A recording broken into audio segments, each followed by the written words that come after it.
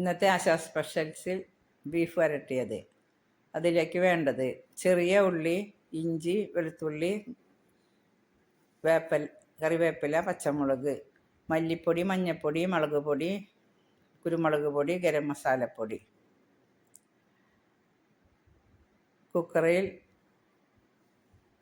ബീഫൊക്കെ വൃത്തിയാക്കി അതിലേക്ക് കറിവേപ്പിലയും ഉപ്പും ഇട്ട് വേവിക്കുക. മറ്റൊരു അടുപ്പിൽ ചീനച്ചട്ടി വെച്ച് ചട്ടി ചൂടായപ്പോൾ 2-3 സ്പൂൺ വെളിച്ചെണ്ണ ഒഴിക്കുക. അതിലേക്ക് പെരിഞ്ജീരകം 2-3 സ്പൂൺ പെരിഞ്ജീരകം,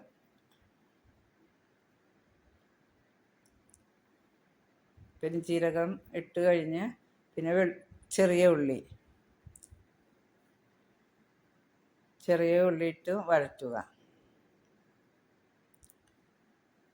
ലേശം ഉപ്പും ഇടുക, ഉള്ളി മൂക്കാൻ വേണ്ടിയിട്ട്, വേഗം ചുവന്ന് വരുമല്ലോ.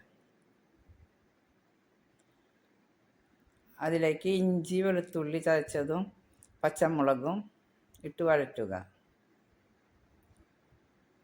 കറിവേപ്പിലയും അതെല്ലാം കൂടി ഒന്നും കൂടി ഇളക്കി കൂട്ടി ഒക്കെ വഴണ്ടി വന്നപ്പോൾ മുളക് പൊടി, മഞ്ഞൾപ്പൊടി, മല്ലിപ്പൊടി, കുരുമുളക് പൊടി, ഗരം മസാലപ്പൊടി എല്ലാം കൂടി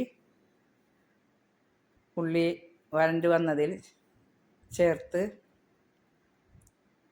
വീണ്ടും നന്നായിട്ട് ഇളക്കി അതിൻ്റെ പച്ചമണം പോകുന്നത് വരെ ഇളക്കുക. ബീഫ് വെന്ത് കഴിഞ്ഞ്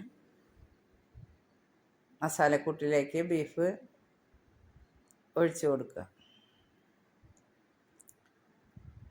എല്ലാം കൂടി നന്നായിട്ട് ഇളക്കി കൊടുക്കണം. വെള്ളമെല്ലാം വറ്റി വരും. ബീഫ് എല്ലാം ഡ്രൈ ആയ പോലെ.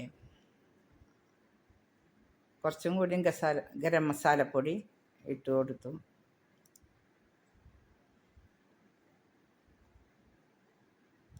കറിവേപ്പിലയും കുറച്ച് ഇട്ട് നന്നായിട്ട് ഇളക്കി ബീഫെല്ലാം റെഡിയായി.